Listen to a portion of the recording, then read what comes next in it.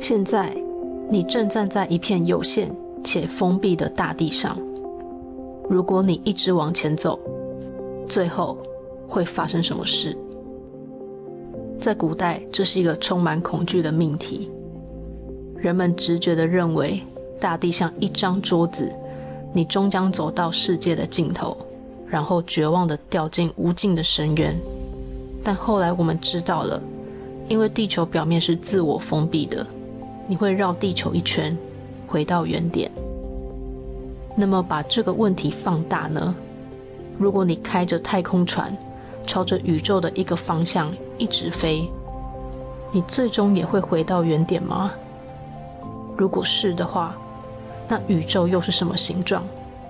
是球形吗？然而回到原点，并不代表它一定是球形。想象你在一个甜甜圈形状的轨道上走，也会回到原点。如果要考验人类的直觉，那庞加莱猜想一定是人类最想要解答的终极疑问。1904年，法国数学大师庞加莱对全世界提出困惑。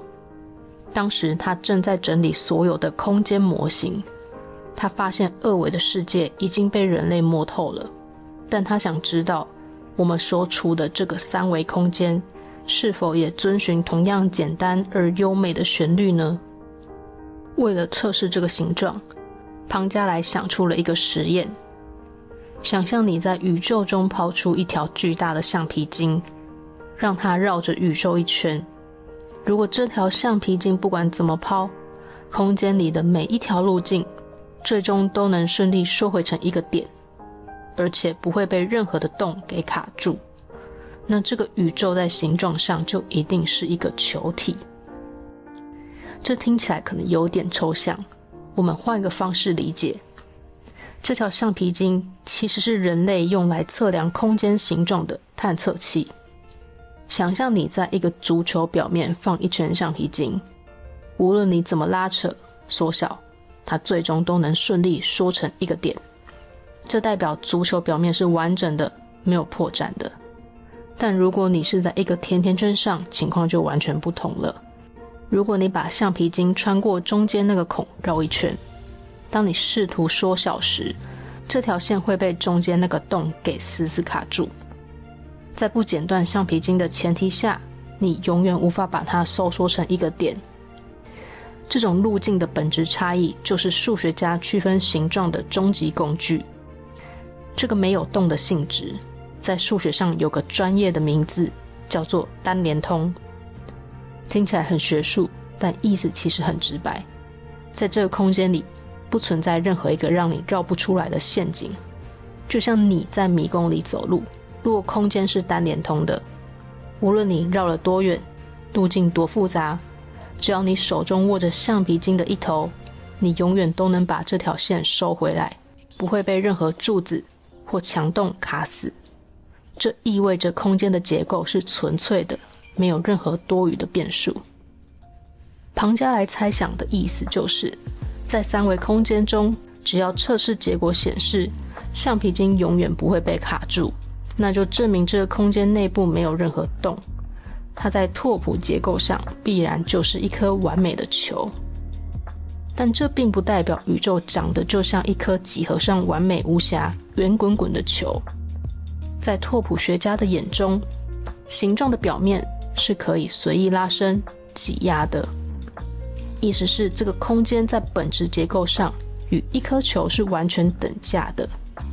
无论它外表看起来是被拉长了，还是被捏扁了，只要它没有动，且是自我封闭的，它最终的归属必然就是一颗三维的球面。在数学的世界里，庞加莱的猜想直觉只是看到山顶，而证明本身则是需要开路。这个猜想困扰了人类整整100年，因为三维空间的复杂度超乎想象。有趣的是，数学史上出现了一个反直觉的现象。直觉上我们可能认为维度越高越复杂，但在庞加莱猜想的证明过程中，情况恰好相反。1960年代，数学家率先攻克了5维及更高的维度。到了1980年代，四维也被解决了。这并非因为高维度更简单，而是因为在高维空间中路径非常宽敞，数学家有更多的拓扑余裕去处理那些纠缠在一起的逻辑问题，让最纠缠的结都能被解开。这就是数学界最著名的维度逆袭。在5维、10维那样的高维空间，数学家像是在广阔的平原开飞机，有空间可以闪避逻辑陷阱。比如高维中2条原本会相撞的直线，可以像立体交叉的桥梁一样，利用额外的维度轻松错身而过。如果遇到一个死胡同，你也可以从第4个、第5个方向绕过去。但在3维空间中，它窄到让人窒息，这是因为3维处于一个尴尬的维度边界。低维度太过简单，路径几乎是死板固定的，而高维度又太过宽广，足以让任何纠缠的线团解开。唯独3维，复杂度刚好达到了物理与逻辑的临界点。在这里，所有的逻辑都挤在一起，空间没有多余的空隙让你闪躲，任何一点微小的转向不当，都会导致空间崩塌成可怕的起点。这就像是要证明，在一个没有动的空间里，你随手撒下一个绳圈，最终都能顺利收紧成一个点。在广阔的高维荒野，你有无限的维度可以绕开障碍，绳圈很轻易就能够缩小。但在狭窄的3维森林，空间拥挤到让你无处可躲。当绳圈收缩时，它会被各种扭曲的结构卡住，甚至让空间直接崩塌。你必须像个外科医生，亲自走过每一处褶皱，精确地剪开那些打结的荆棘，再把裂缝记录并缝补回去。你必须确保在这场收缩的过程中，没有任何一个死角能永远勾住这根绳子，直到整个空间最终现出它最纯粹像球面一样的圆形。这100年间，无数顶尖的天才试图挑战这座森林，有人宣称自己走通了，但几年后被发现漏掉一个悬崖，有人走到一半被那些无解的起点困住。直到2002年，俄罗斯数学家佩雷尔曼出现了。关于佩雷尔曼的一生，本身也是一个谜。1990年代，他曾在美国几所顶尖大学做研究。佩雷尔曼给同行的印象是他总是穿着同一件外套。当所有人都以为他会在美国学术界大放异彩时，他却突然放弃了所有优渥的教职邀请，没有去任何研究机构报道，而是回到了俄罗斯，把自己关在圣彼得堡那间窄小的老旧公寓里。接下来8年，他从学术界彻底消失了。他拒绝与同行交流，甚至连他的母亲也只知道他在工作。他独自在圣彼得堡的家默默研究了8年，用物理与数学结合的严谨逻辑，硬生生填平了困扰人类100年的无底洞。佩雷尔曼使用的核心工具叫做瑞奇流，你可以把它想象成一种让空间流动的力量。它就像空间的自动整容术，把凸起的地方按下去，把凹陷的地方拉出来，试图让整个空间变得均匀。但这里隐藏着一个让人困扰的问题：起点。当你利用瑞奇流让空间开始自动收缩抹平时，空间并不总是乖乖听话。在某些极端扭曲的地方，空间会因为拉扯过度突然缩成一个密度无限大的点，或者像是细长的颈部一样断裂。这几乎是所有数学家的噩梦。每当计算进行到这一步，数学公式就会彻底崩溃，就像电脑跑程式时遇到了死档。空间在这里断掉了，或者喷发成无法计算的无限大。数学家们只能眼睁睁地看着推导中断，束手无策。为了绕过这个死胡同，佩雷尔曼敏锐地察觉到，空间形变的过程与热量的扩散有着相似性。他发现空间的崩塌并不是随机的，而是像热量消散一样，遵循着某种宇宙的经济准则。他大胆的跨界，引入了物理学中熵的概念，计算出了一套单调熵公式。这也是他最特殊的贡献之一。他将物理规律编织进纯几何的推导中。这也是为什么后世会说佩勒尔曼是用物理学征服了数学。总之，这就像是为空间演化装上了一台单向的计时器。这个物理直觉给他了一个关键的保障：空间在流动时，虽然会产生崩塌的起点，但这些起点的演化是有规律且可预测的。因此，面对这些即将崩塌的起点，佩雷尔曼展现了极致的冷静。他精确地预测了起点崩塌时的形状，那是一种被称为三维圆柱形的结构，那就像宇宙中突然收缩变细的瓶颈，脆弱到即将断裂。当空间快要崩塌，起点即将现身的那一瞬间，佩雷尔曼认为我们不需要停下来，我们可以精准地介入，在那个即将断裂的纤细颈部进行剪开与缝合。这在当时是一个疯狂且危险的想法。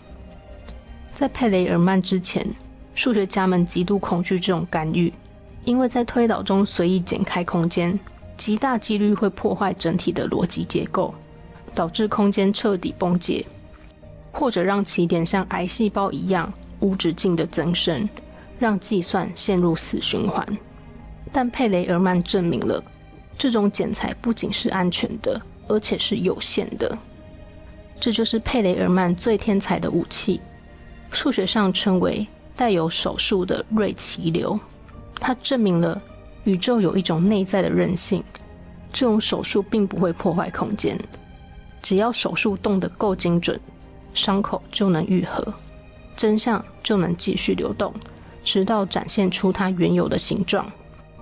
这就像是在吹玻璃球，如果某处因为拉扯过度快要爆裂，你就迅速剪掉坏局，并封上球形接口，让剩下的部分继续平滑的流动。无论过程中经历多少次惊险的剪裁与重组，它最终证明了，只要这个空间本质上是单连通的，这场手术就能一直做下去。而且这些起点并不会像癌细胞一样无限增生，它确保了手术的次数是有限的，直到整个空间最终平整缩回一颗完美的球。这就是拓扑学的精髓，空间可以像橡皮泥一样随意拉伸变形，只要你能在伤口扩散前把它补好，它在本质上依旧是那个完整的球体。佩雷尔曼硬生生地在数学的死胡同里拆掉了一面墙，开出了一条路。然而，这是否代表我们的宇宙就是球形呢？其实目前最精确的卫星观测显示，我们宇宙的曲率 k 几乎等于0，这代表它在几何观测上趋近于绝对平坦。但这并不代表宇宙没有尽头，这可能只是因为宇宙实在太过巨大，而我们身处其中，就像古代人站在地平线上看大地是平的一样。当你只观察局部，你无法察觉整个空间的弯曲，这意味着我们可能正处于一个巨大球体中极其微小的一点。而这里我们得区分一个重要概念，几何与拓扑是两回事。想象一张平整的纸，它的几何是平坦的，但你可以把它卷成一个圆柱体，或是贴在球面上。几何决定了你局部看到它是弯的还是平的，而拓扑决定了这个空间最终的连接方式。想象你是一只趴在巨大曲面上的蚂蚁，你拿出尺和量角器，发现三角形内角和是180度，这告诉你你脚下这块地是几何平坦的。但是身为蚂蚁，你无法预知远方的连接方式，因为平坦并不代表无限。在这里我们要厘清一个关键，如果宇宙是无限延伸、永无止境的，那它就没有所谓的形状可言，就像一张在各个方向都无限展开的纸，你永远走不到头，也回不到原点。但庞加莱猜想处理的是另一种更迷人的可能性，有限但封闭的空间。意思是这个宇宙是有大小、有限的，但你却找不到墙。就像蚂蚁在球面上爬，球面的面积是有限的，但蚂蚁永远找不到边界，只会回到原点。所以即使我们观测到宇宙脚下的几何是平的，这并不代表它是一张无限的纸，它有可能是一张被卷起来的纸。这张纸在极远处转了个弯，把两头粘了起来。对于蚂蚁来说，脚下的几何依然是平的，但对于俯瞰全局的人来说，这个世界的拓扑结构已经彻底改变了。这也正是宇宙留给人类最大的悬念，因为目前观测显示我们的宇宙极度平坦，这也让科学家联想到一种极具竞争力的模型——三维环面，也就是三维版的甜甜圈。因为甜甜圈的表面几何也可以是平坦的。如果宇宙真是如此，虽然你感觉在走直线，但是三维环面你最终会绕回原点。然而手中的橡皮筋会被中间那个看不见的洞给卡住。但如果佩雷尔曼是对的，且我们的宇宙在宏观上是封闭且单连通的，那么它唯一的终点就只能是球形。问题来了，人类要怎么知道我们身处的宇宙到底有没有那个洞呢？为了证实或排除甜甜圈三维环面大胆的假设，科学家展开了长达数十年的寻洞之旅。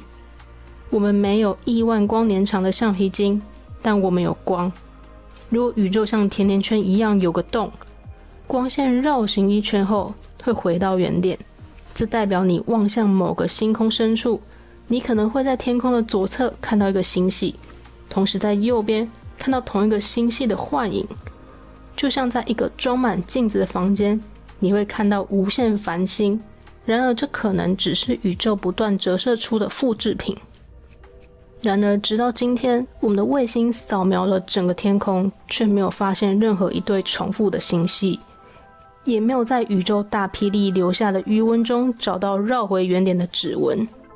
目前在我们的观测极限内，宇宙表现得像是一个没有洞的整体。虽然我们不能100%保证宇宙绝对没有洞，虽然目前数据倾向于平坦且无洞，但这受到观测世界的限制。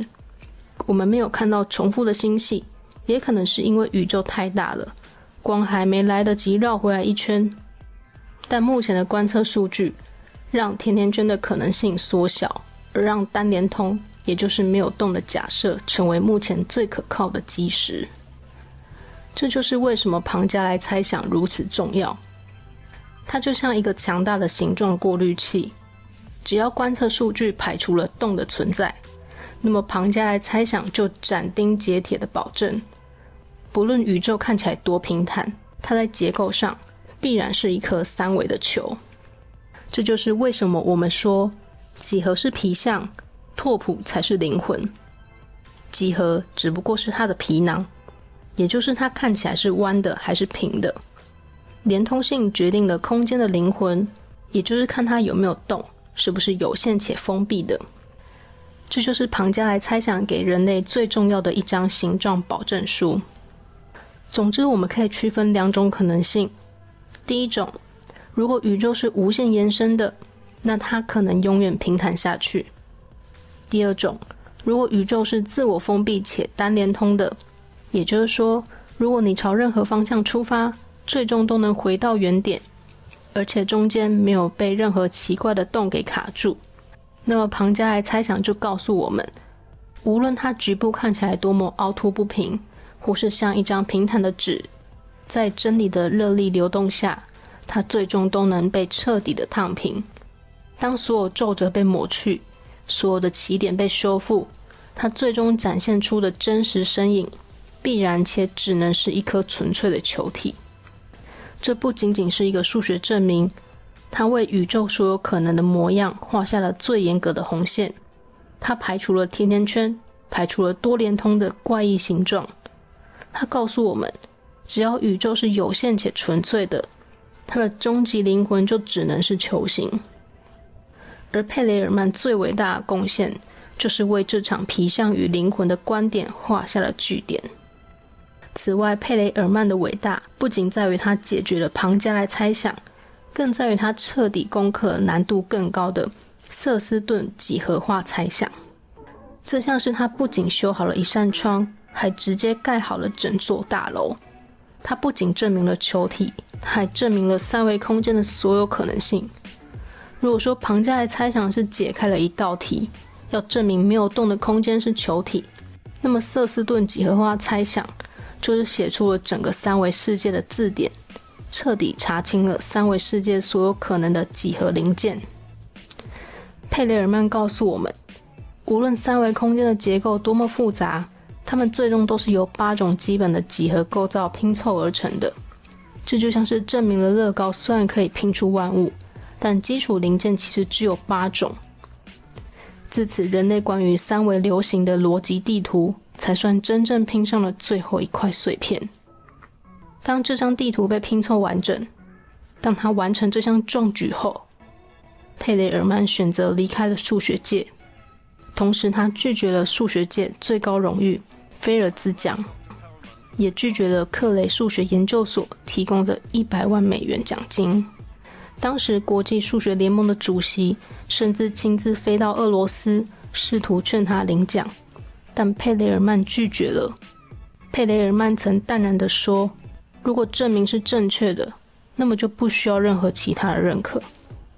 这听起来很不可思议，但如果我们回头看他对起点的处理，或许能找到一种逻辑上的相似。在瑞奇流的推导中，为了不让公式崩溃，他必须精准地切除掉那些失控的起点，而他在现实中的选择似乎也遵循着这种极致的简化。如果在佩雷尔曼的眼中，名利就像影响最终解答的多余变数，那在证明的过程中，就是必须被切除的起点。1904年，数学家庞加莱靠直觉点燃了火，提出了猜想，这个困扰数学界整整1世纪的难题。佩雷尔曼用8年的闭关，最终在2003年完成结案报告。在那之后，他退出了学术界，回到圣彼得堡。他不住豪宅，而是和年迈的母亲挤在一间平凡，甚至被邻居形容为破旧的小公寓里。他对物质的要求极低，也拒绝外界的打扰。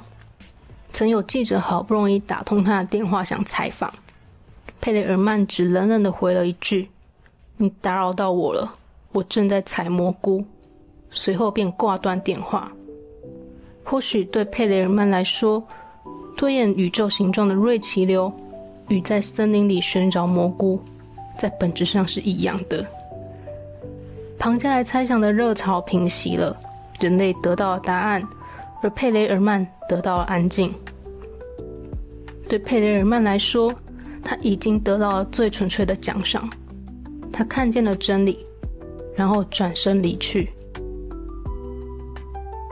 如果是你，在感受过真理的瞬间，100万美金对你来说是需要拥抱的意义，还是那个多余的起点呢？